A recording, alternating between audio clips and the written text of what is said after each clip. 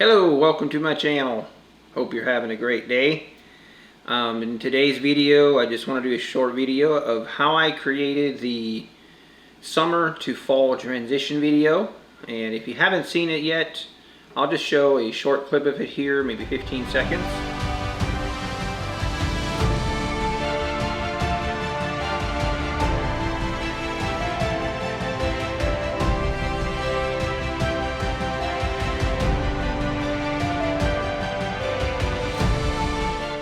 So as you can see in that clip, it's basically just a transition from summer and then fading into fall, and what that looks like using the same landscape, if that makes sense. I've been wanting to do a video like this for quite some time, and I just never was able to know exactly how to do it. Originally I was going to do like a time lapse where I was just going to have a camera pointing at maybe a tree, and then a time lapse of that, of each season transition. But I had a hard time with that. The sun, the lighting, the wind, there were so many factors that it just created kind of a chaotic scene. And I wanted more of a relaxing atmosphere, relaxing scene of the different seasons. Obviously, in this video, it's just the summer to fall. My goal is to do, my next step is to do a fall to winter, and then from winter to spring. And then I'll have the full year long, the 4 seasons, and then create a big video of that. I'm not sure what that looks like yet. Let's just go dive right into it and how I did it, what I learned from it, what the challenges were, and tips. I guess I want to make the video so if you're interested in doing something like this, that maybe this video will help you. So the first thing I did is just finding a place where I mean, ideally you want to find a place that has nice scenery and also has some landmarks that you can pinpoint, and I'll explain why in a little bit. But for my first one, and knowing that I was going to have a lot to learn and a lot to trial and error, I created it just from my home. So I think, yeah, it was still fine. It was great scenery. Now I'm going to take what I've learned, and I want to create and go to different places where the scenery is even better. Like, I'd love to do one with like a lake and that type of scenery. So I have a lot of plans, a lot of things that I want to do with this. So make sure you subscribe. Don't miss any of the videos I want to do. But the first thing I did is you need to have, I would call it 4 points of contact. And I'll do a bullet list here on the screen that shows the 4 points. But the first one is basically the top-down view is what you want to get first. So find an area. Basically, we're going to be hovering with your drone. You're going to be hovering and rotating, and that's basically the move. But we need to make sure that we're always at the exact same spot. We need to make sure we're always at the exact same height. And then we also need to make sure that our camera tilt is at the exact same. So those are the different points of contact, I'm calling it, that is very important. And the first one is the top down. Basically, the camera is just going to be pointed directly down, and you're going to find and look, you're going to look for a location that isn't going to disappear. I would suggest like a building. For me, we have a little red barn, whatever you call it, and I did mine. I'll show a video here, show you a clip, but I did mine just on the kind of left or right hand corner of the building. And make sure that you have your grid on your controller make sure you have your grid set up so you have the diagonal grid. That's very important, so that you can pinpoint the exact center of your screen and have that pointed. I had it directly pointed at a corner, as you can see in the video. So that's the first step. The second thing that is important that I found out is make sure that you always take off from, I would say, the same elevation. It doesn't have to be exactly in the same spot, but don't take off. For example, we have a walkout basement and we have a little pad in front of our walkout basement. That's always where I took off. Your GPS will, once it locks onto the GPS signals, the elevation is determined where you took off. So if I take off from my upstairs driveway, that's a different elevation. So then my height isn't going to be correct. So it's important that you take off from the same elevation. You know, it doesn't have to be exactly the same area, but same elevation. So I always took off there, and then I just made a note of my elevation. So I was at 144 feet, I think. 144, 145 feet. There is some forgiveness, and I'll explain that later. So that's the second point of contact. First one, again, being top down, and then the second is your height. So once you have your height and your top down, now you need to get your camera tilt to be precise, and that is what actually ended up being really tricky. At first I thought there's a small, when you go to tilt your camera, a degree marker actually comes up, but I found out that degree marker is just not precise enough. So for this, you also need to find just a landmark. So I had a neighbor's garage is what I used. A neighbor's garage just at the very tip of their roof is where I put my crosshairs, and that's how I determined my tilt. So that was probably the hardest thing to lock down, and I ended up in the end, one thing I added is on my controller, put some green tape on the side, and I marked here, and I'll take a picture and zoom in so you can see, but you can kind of see my chicken scratches. But basically I just made a mark of where the horizon is so that I kind of have a double check for my tilt. And that really helped a lot.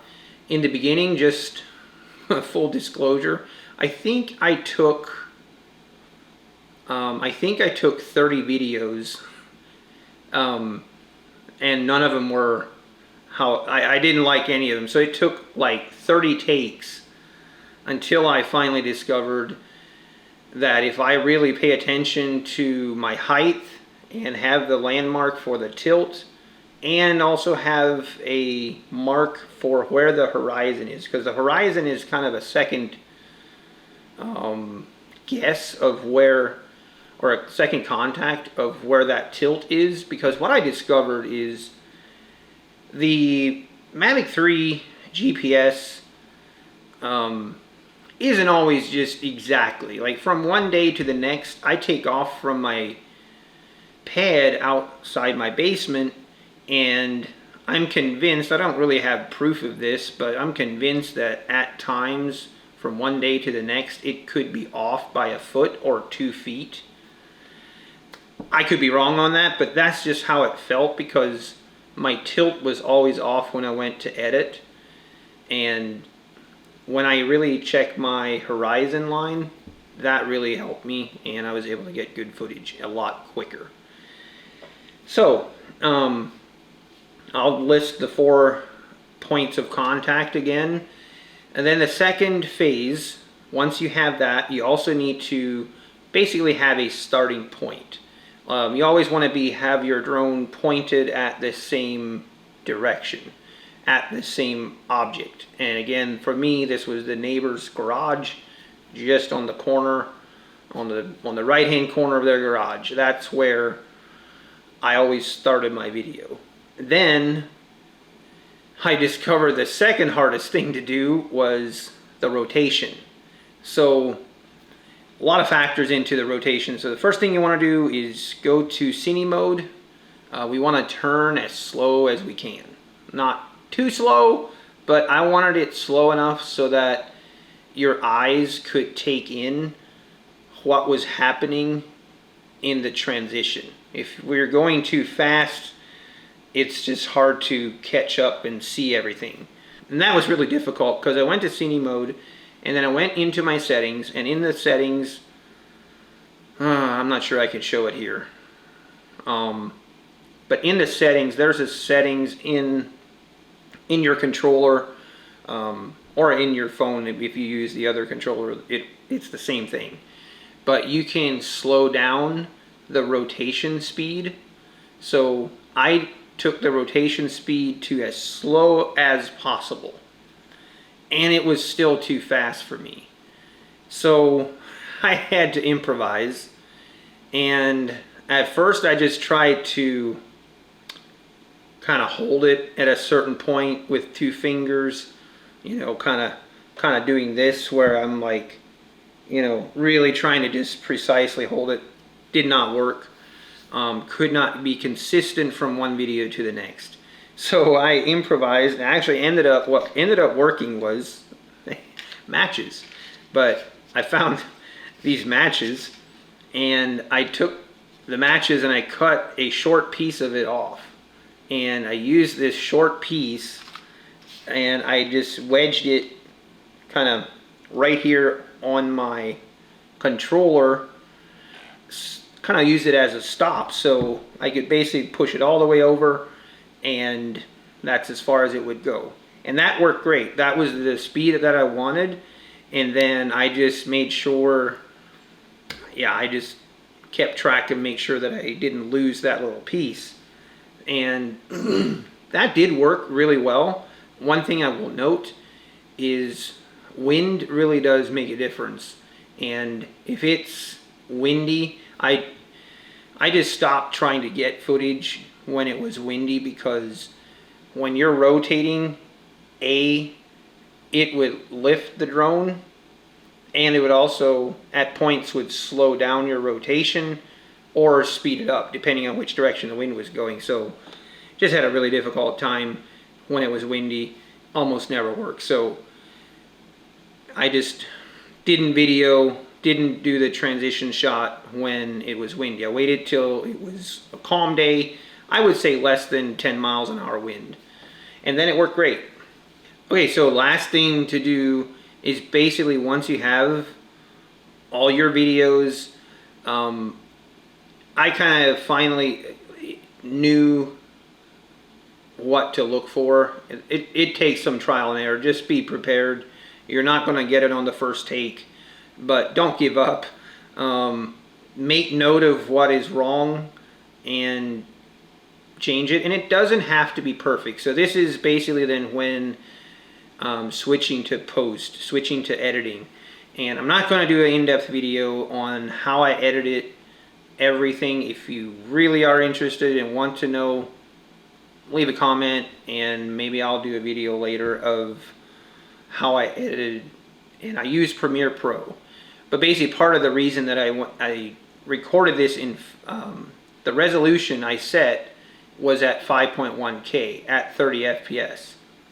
Now, one thing I will say in hindsight that I wish I would have thought of, and I think I can't do it for this season, but when I go to my next location, instead of using these matches for a stop, I think I'm going to try and do the 5.1K at 50 FPS, which I can do with the Mavic 3, at 50 FPS, and then I can slow it down kind of where I need it. And it gives me a lot more flexibility in post, and then I will just leave my settings at the slowest speed for the rotation and just go all the way and then slow it down in post to what I want it to. So I'm going to try that. I think it's going to go way better than trying to create a stop like this to get the speed that I want.